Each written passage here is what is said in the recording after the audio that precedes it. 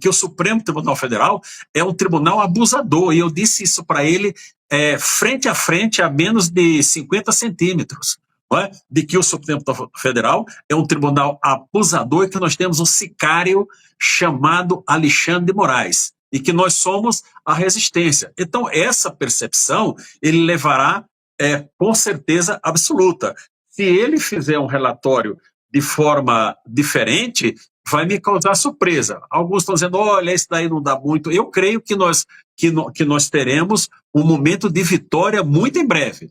Da mesma forma que o presidente Trump sancionou o procurador lá de Haia, eu espero para muito breve sanção para Alexandre de Moraes por merecida, e não só ele, aqueles que estão referendando as suas decisões arbitrárias contra a liberdade em nosso país, contra a liberdade de expressão e contra a nossa democracia, a despeito de propagarem que estão defendendo a democracia. Então, eu sou uma pessoa que tenho... eu não estaria, Constantino, fazendo a luta que estou, se eu não acreditasse em vitória. Eu acredito numa vitória, sim. Ela será abreviada. A vitória abençoada do presidente Trump está antecipando, abreviando aquele sofrimento que nós teríamos por mais tempo. Mas como nós estamos num estado de exceção, infelizmente tem que ser dito, o procurador Paulo Gonet, está fazendo o jogo do Supremo Tribunal Federal. Desembargador Sebastião Coelho desafia ministro Alexandre de Moraes e vai trazer aqui fatos e denúncias gravíssimas sobre o caso do Felipe Martins, que ficou esquecido pela justiça brasileira, mas a justiça internacional não esqueceu e agora eles querem ouvir Felipe Martins, que tem provas seríssimas contra o ativismo judiciário e abuso de autoridade que, segundo o Sebastião Coelho, pode derrubar autoridades fortes aqui no Brasil. Você vai ver tudo isso aqui, ele vai trazer aqui, porque agora o clima está tenso, a chapa esquentou ali em Brasília, depois dessa visita ali da comitiva da OEA, e olha só o que o Sebastião Coelho tem para trazer de novidade aqui, pessoal. Já dá um like nesse vídeo, se inscreva aqui no canal, se você ainda não é inscrito, está perdendo tempo, pessoal. Vamos rapidinho para essa matéria que está pegando fogo. Olha essa denúncia grave que ele tem para fazer e o que ele falou sobre o Moraes. O embargador aposentado Sebastião Coelho, que atua na defesa de presos do 8 de janeiro, afirmou na terça-feira que o ministro Alexandre de Moraes, do Supremo, foi desmascarado na reunião com Pedro Vaca Villarreal, representante da OEA para a liberdade de expressão. O desembargador participou do encontro acompanhado dos advogados e familiares dos presos do 8 de janeiro e de Daniel Silveira. Doutor Sebastião, nós acompanhamos um trecho da sua participação da reunião com relatores, integrantes ali da OEA, e ficamos com uma dúvida e nada melhor do que perguntar diretamente ao senhor. O senhor chegou a pedir diretamente ao relator, ao Pedro Vaca Villarreal, para visitar pessoalmente o seu cliente Felipe Martins? Paula, inicialmente para afastar algumas dúvidas que têm sido divulgadas, o Felipe Martins sempre esteve, está e estará à disposição para falar. Foi impedido de falar com a Oeste, impedido de falar com o UOL, impedido de falar com o próprio Congresso Nacional. Então, eu quero informar que desde o dia 1º, foi enviado o e-mail para a comissão e no dia 5 de fevereiro e mantido contatos. No dia 5 de fevereiro, houve a confirmação do recebimento do pedido para falar. Contatos com a equipe do senhor Pedro Vaca. No sábado, em um novo contato, sempre telefônico, foi informado que possivelmente essa oitiva ocorreria no dia 12 aqui em Brasília. Inclusive, o doutor Ricardo Schiff ficou preparado para viajar até Brasília. No sábado, foi feito um relatório complementar, porque eles informaram que o foco seria tão somente na liberdade de expressão. Foi feito esse relatório complementar e encaminhado para a equipe do senhor Pedro. Na segunda-feira, dia 10, houve um sinal diferente, dizendo, olha, talvez não seja possível falar em Brasília, dado a agenda, com muitos parlamentares, enfim, todas as pessoas que ele iriam entrevistar aqui em Brasília. Mas fiquem atentos que essa oitiva pode ocorrer no Rio de Janeiro, no dia 13 pela manhã, hoje, dia 13. Até à noite, nós enviaremos um e-mail de confirmação. Não houve o e-mail. Na terça-feira, novo contato, foi dito a mesma informação. Aguarde o e-mail que possivelmente os senhores serão ouvidos lá no Rio de Janeiro, porque alegaram que ficaria muito contramão o deslocamento até Ponta Grossa, onde o Felipe Martins está preso. Então, todos os contatos foram feitos, inclusive no dia... depois daquela reunião das famílias, eu ia tentar conversar com o senhor Pedro Vaca. Até conversei com o doutor Rodrigo Marinho, que foi o advogado que estava organizando do Instituto Livre Mercado. Mas como eu percebi que ele poderia não me dar o espaço, eu escrevi, eu era a segunda pessoa ao lado dele, eu escrevi o seguinte: é muito importante que o senhor ouça Felipe Martins ou nós, os advogados. Podemos revelar coisas sigilosas dos Estados Unidos. Está aqui a mensagem, coloquei na frente do senhor Pedro Vaca, lado a lado com ele, ele leu, olhou para mim e disse ok. Então, todos os contatos para a oitiva de Felipe Martins foram feitos. Diante da repercussão dessa não oitiva, ontem, no novo contato pela manhã, o doutor Ricardo encaminhou, por orientação deles, um pedido para oitiva por videoconferência. E essa oitiva poderá ocorrer, eles sinalizaram que poderá ocorrer por videoconferência depois que eles deixarem o país. Isso me trouxe uma preocupação, mas nós podemos debater em seguida. Por exemplo, eu tive aquela fala porque houve uma confirmação de que a Associação dos Familiares e Vítimas do 8 de janeiro seria ouvida. E eu entrei naquele grupo com a doutora Carolina e com o doutor Ezequiel pela associação. Ali não seria até ético eu tratar do caso do Felipe, porque nós não recebemos um e-mail de confirmação para essa fala. Veja que o doutor Paulo Farias, eu conferi com ele encaminhou o e-mail pedindo a oitiva no dia 9 de janeiro e recebeu um e-mail de confirmação. O senhor será ouvido na qualidade de advogado do senhor Daniel Silveira. O que eu pude fazer ali, naquele momento foi solicitar ao relator que ele tentasse ouvir pessoalmente o Felipe Martins e o Daniel Silveira ou os seus advogados. E mais essa mensagem que eu escrevi e mostrei para ele no encerramento daquela audiência lá no Instituto onde foi realizada. Veja, o caso do Felipe Martins é um dos mais sintomáticos e o senhor tentando resumi-lo para o relator, eu acho que já bastava para botar por água abaixo toda a narrativa que ele escutou antes no STF. Outros casos também são simbólicos e resumem a situação, o meu mesmo, ou uma frase que foi mostrada por parlamentares em vídeo do ministro Barroso dizendo: nós derrotamos o bolsonarismo. Eu acho que isso para qualquer relator imparcial bastaria. Mas até aqui a verdade é que a OEA não fez o serviço que se espera de uma entidade minimamente imparcial. A gente sabe que tem uma mudança no comando da Casa Branca e talvez a expectativa venha daí. O jornalista Jamil Chad, que é de esquerda, acho que temos aí a imagem, ele publicou: Trump confisca bens e sanciona procurador de Haia que indiciou Netanyahu. Ou seja, tem ventos de mudança aí.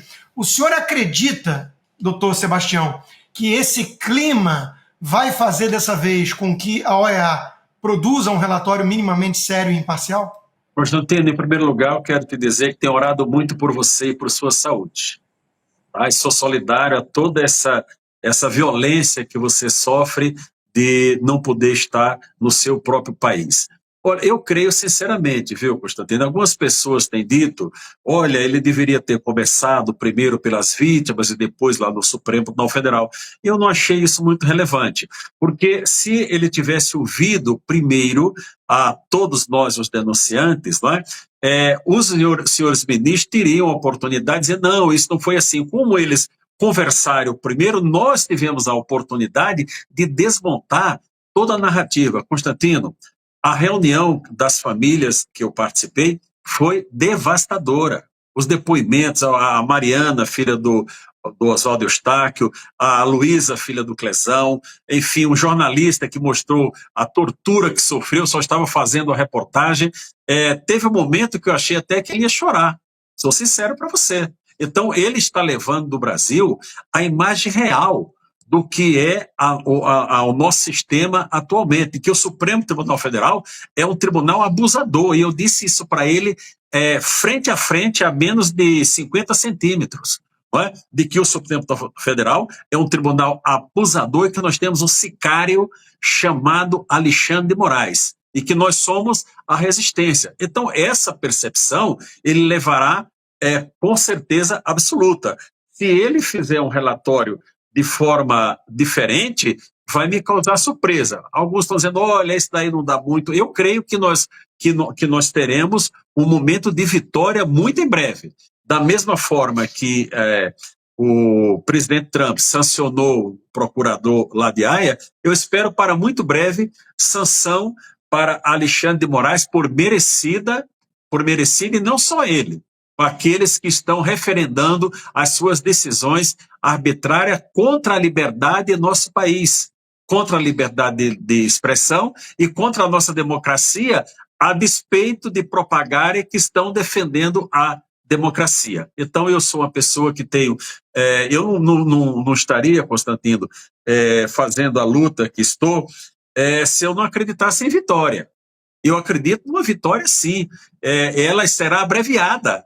A vitória abençoada do presidente Trump está antecipando, abreviando aquele sofrimento que nós teríamos por mais tempo. Muitos dos nossos espectadores querem saber quais são os desdobramentos desse tipo de relatório que será apresentado pelo Vaca. O senhor sabe o que acontece agora, doutor Sebastião? Veja, após ele ouvir a todos aqui no Brasil, e o Supremo já soltou aquela notinha com fotos junto, né? Ele já disse, olha, eles têm o relatório deles e eu terei o meu. Tem que deixar claro para as pessoas que o enfoque dessa visita, porque a comissão ela tem vários setores, várias relatorias. Essa relatoria é a relatoria da liberdade de expressão. Tanto é que o Felipe e o Ricardo prepararam lá do Paraná a complementação, eu tenho que dar o crédito para o colega Ricardo Schiff, e teve a ajuda do Felipe, que eles pediram para fazer o enfoque na liberdade de expressão. E foi demonstrado, nós temos o encaminhamento, não sei se vou pedir autorização aqui, conversar com o colega em seguida, Augusto, e eu vou mandar para você. Perfeito. Vou mandar para vocês aí o que foi que nós pedimos, não é? E foi demonstrado que a liberdade de expressão no Brasil, especialmente o Felipe Martins, ele está cerceado. Não é? Agora, houve também apelos para que possa vir ao Brasil a relatoria dos direitos humanos. Então, eu tenho assim, muita esperança, o Augusto, de que ele fará um relatório isento, até porque o Supremo tentou dar uma enquadrada, dizendo, olha, o relator está aqui do nosso lado, e ele já disse, olha, eu terei o meu próprio relatório. E após conversar com os parlamentares, ele disse, olha, os relatos são impressionantes, ele não poderia ir além disso, até porque ele está no Brasil. E eu vou falar uma situação aqui, que a equipe sentiu que estava sendo vigiada. Isso aqui é uma informação que nós colhemos aqui, que os passos dele estavam sendo vigiados. Quando isso foi esclarecido, vão dizer, olha, não era vigilância velada para ver se ele estava em segurança, né? Mas nós sabemos que não é isso, não é, Augusto? Na verdade, essa vigilância era para saber, e é para saber, os passos que ele está, e sua equipe está dando aqui no Brasil. Isso comprova que a preocupação dele em ouvir o Felipe Martins só quando deixar o Brasil, que tem alguma coisa que nós não sabemos, mas temos o direito de suspeitar, diante do estado policialesco que nós estamos vivendo em nosso país, tendo à frente esse senhor que se intitula juiz, mas não é um juiz. Ele está ocupando, espero que temporariamente, esse cargo de juiz, porque as atitudes dele mais se assemelham a quem está no caminho da criminalidade. O senhor falou, ele veio exatamente com a função de verificar o estado da liberdade de expressão no Brasil, mas tudo o que sucedeu, tudo que veio depois de uma tentativa do Supremo, naquele momento bem sucedida, é o inquérito mais longo do Supremo em relação à revista Cruzoé. De lá para cá é que a gente viu, por exemplo, o que o senhor inclusive disse, teve a oportunidade de dizer de frente para os ministros do Supremo que eles tinham se tornado as pessoas mais odiadas do país. Porque de lá para cá a gente viu um Supremo se transfigurar, se é que o senhor me permite essa expressão. Diante deste caso, por mais que seja este o representante para verificar o estado da liberdade de expressão no Brasil, que nem deveria, porque a Constituição já assim garante, o senhor acha que ele pode ir bem além? Porque o fato precursor é de afronta à liberdade de expressão. E depois de lá, bom, se deu toda essa série de absurdos jurídicos, e o senhor, como um jurista, conhece isso perfeitamente, e estamos na situação em que estamos. Cancelamento de contas por redes sociais, não acesso aos autos por parte dos advogados, que o senhor conhece muito bem essa realidade. Tudo isso veio depois desse caso. O senhor acha que a partir disso esse relatório dele pode ir além, embora seja o representante para verificar a liberdade de expressão? Eu creio, Piotr. Creio sim. Nós vamos sugerir, inclusive, que venha a própria comissão na sua integralidade, com todas as relatorias, para fazer tipo que uma auditoria no Brasil. O Brasil precisa ter passado por uma auditoria no campo da liberdade de expressão, no campo da liberdade dos direitos humanos e no campo do cerceamento de defesa. Nós temos pessoas sendo julgadas sem o devido processo legal. E dessas pessoas todas, nós temos algumas vítimas. Temos o Dan Veira, temos o Felipe Martins. Dizem, olha, o Felipe Martins não está preso. Está preso, sim. Ele está em casa. Felipe Martins, de todos desse processo, Piotr, é o único que não pode usar redes sociais. Tem que estar em casa todas as noites, finais de semana, comparecer todas as segundas-feiras ao tribunal. Teve negado o direito de falar ao parlamento brasileiro. Ao parlamento brasileiro, se ele falar a qualquer órgão de imprensa, Alexandre de Moraes manda prender no outro dia. Nós sabemos que é assim, embora o Felipe já teve até vontade de falar. Eu tenho que falar, o Felipe está engasgado. Eu até faço um desafio ao ministro Alexandre de Moraes, daqui. Infelizmente, tenho que chamá-lo de ministro ainda. Que ele deixe Felipe Martins dar uma entrevista coletiva, que não seja só no órgão de imprensa, para a nação brasileira saber o que o Felipe Martins tem a dizer. Eu gostaria de saber. Se ele não o fizer, em sendo denunciado o Felipe, que eu espero que não seja, porque não tem nada contra ele, no interrogatório ele vai ouvir tudo que necessita ser ouvido. No caso de Felipe Martins ser denunciado, o que dentro de uma normalidade não seria, mas como nós estamos no estado de exceção, infelizmente tem que ser dito, o procurador Gonet, Paulo Gonet, está fazendo o jogo do Supremo Tribunal Federal. Basta ver o parecer dele no caso agora do Daniel Silveira. Nós não podemos esperar muita coisa dali da Procuradoria, infelizmente. Mas no que diz respeito ao Felipe Martins, eu volto a dizer, ele está à disposição para hoje. Aliás, Piotr, ontem nós fizemos uma chamada, eu, o Felipe e o doutor Ricardo, das 20 às 21 horas. Ficamos conversando por 1 hora e determinando o seguinte, vamos ficar com os celulares ligados para ver se tem alguma, de repente, uma mensagem lá da comissão dizendo, olha, houve uma brechinha, vamos ouvir aqui às 10 horas da manhã. nós estávamos dispostos a pegar o voo noturno que tivesse para amanhecer no Rio de Janeiro e falar. Se nós falarmos com o relator por 20 minutos, ele vai ter a consciência do que é o abuso de poder que é praticado contra Felipe Martins. Esse jovem está sendo abusado de seus direitos humanos, na sua liberdade individual e na sua liberdade de expressão, tão somente por ter sido um funcionário que serviu ao presidente Bolsonaro. Nada mais do que isso. Não tem absolutamente nada contra Felipe Martins, e nós temos que aproveitar sempre para enfatizar isso do nosso lado da defesa. Essa comissão ela foi convidada pelo governo brasileiro a vir ao Brasil, um fato que despertou curiosidade também, e muita gente que se perguntou se o governo brasileiro estava convidando alguém que iria investigar os abusos cometidos pelo maior aliado do atual executivo, que é o Supremo Tribunal Federal. Esse fato lhe causa estranheza? É algo normal? Como o senhor se explica isso? E qual foi a percepção que o senhor sentiu do entorno, né? Não apenas do representante especial da OEA, mas do entorno, que ele vem como uma equipe como um todo. Eles foram enviados ao Brasil por pressão do governo americano, eles pediram e o governo brasileiro formalmente os convidou. Como é que foi essa dinâmica e como isso vai influenciar esta visita, esta inspeção? O doutor Paulo Faria, advogado do Nelson Silveira, entregou um pendrive com todas as denúncias que ele fez, tá? Entregou em mãos lá ao senhor Pedro Vaca e disse, olha, é estranho que nós tenhamos feito tantas denúncias que os senhores nunca se dispuseram a vir ao Brasil.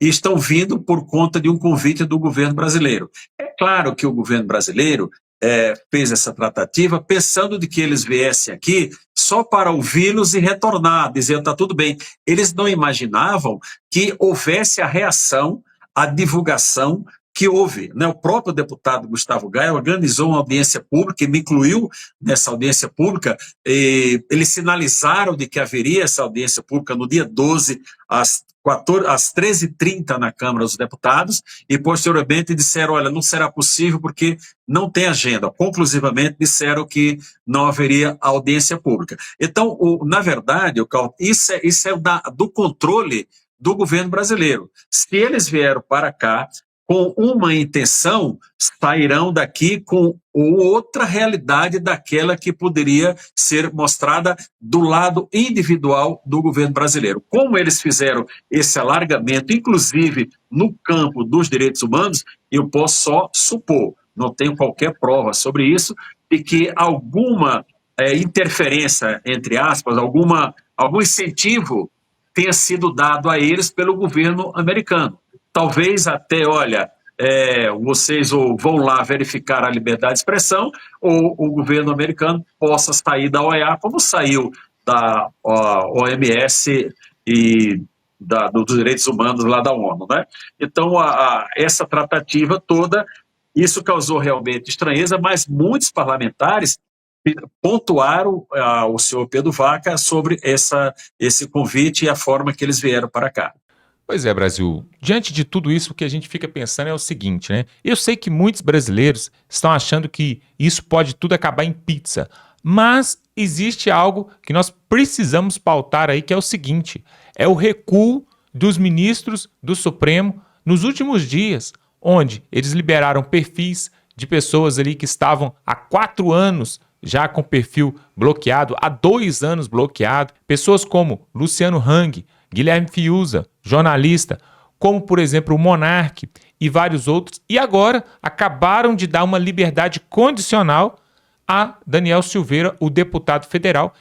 E esse caso do Felipe Martins é um caso seríssimo, porque houve um forte abuso de autoridade, porque o Felipe Martins tem uma ligação fortíssima com Jair Bolsonaro. E como todos já sabem, né, o alvo da justiça brasileira é o Jair Bolsonaro. Eles querem mesmo prender Jair Bolsonaro. E aí, olha só o que o Sebastião Coelho falou, que o Procurador-Geral da República, o senhor Paulo Gonet, ali da PGR, é ele que faz as denúncias, né, ali no Ministério Público, para que haja uma investigação, para que haja um processo e a pessoa seja realmente investigada e chamada até a justiça. A PGR, pessoal, está culiada justamente com ministros do Supremo, do TJ. Tudo por quê? Claro, o Paulo Gonet foi indicado por Lula. E aí, olha só que interessante, um outro fato, pessoal. Quem convidou a OEA para vir ao Brasil foi justamente o governo Lula. Muitos achavam, né, que devido às denúncias que os parlamentares de direita, os bolsonaristas, estavam fazendo ali junto ao Tribunal Penal Internacional, foi por isso que a comissão da OEA veio ao Brasil? Na verdade, não. Eles vieram por um convite de Lula para poder colocar panos quentes na situação, para poder abafar toda essa falação aí sobre ativismo judiciário do sistema judiciário STF e sobre essa pressão aí sobre os bolsonaristas. Só que o tiro saiu pela culatra. Agora, integrantes da OEA, olha só o que afirmou o Sebastião Coelho, integrantes da OEA sinalizaram que estavam sendo vigiados durante a sua vinda aqui no Brasil. Integrantes da comitiva ali da OEA sinalizaram isso, que estavam sendo vigiados. Não sei se seu sigilo ali telemático, né, telefônico foi quebrado, mas eles sinalizaram suspeitas fortes de que eles não estavam se sentindo à vontade. E aí, é claro, esse tipo de denúncia vai ser rebatida ali, né, falando que eles estavam sendo protegidos, né? Mas, na verdade, pessoal, eu estou para te falar que não existe um cidadão, uma pessoa que pise nessa terra aqui no Brasil e que não seja monitorada, vigiada, principalmente essas autoridades que estão investigando esses casos ali de abusos em Brasília. Para falar a verdade, pessoal, eu acredito que só mesmo vindo lá de fora, essa intervenção ali do Trump, do Elon Musk, de autoridades ali que têm interesses no Brasil para poder dar jeito nessa situação. Porque você vê essa comitiva aí que veio aqui no Brasil, todo mundo achando, esperando, né, que eles estão do lado da direita, e agora a gente vê que, na verdade, né, eles foram convidados ali pelo governo Lula. Olha só que coisa, talvez você não sabia disso. E aí, pessoal, eu espero que isso não termine em pizza. Eu espero que ainda nas próximas semanas essa OEA possa prestar um relatório justo e digno, diferente da narrativa que nós temos visto aí o judiciário colocar, a mídia comprada colocar, tá bom? Vamos ficando por aqui. Quero te pedir para se inscrever no canal se você ainda não se inscreveu, está perdendo tempo. Se inscreva agora, dá um like aí nesse vídeo, pessoal. Tem gente falando que o botãozinho não funciona, vê se o botão está funcionando aí, dá um joinha aí para nós aí, porque aí você nos ajuda. E até a próxima.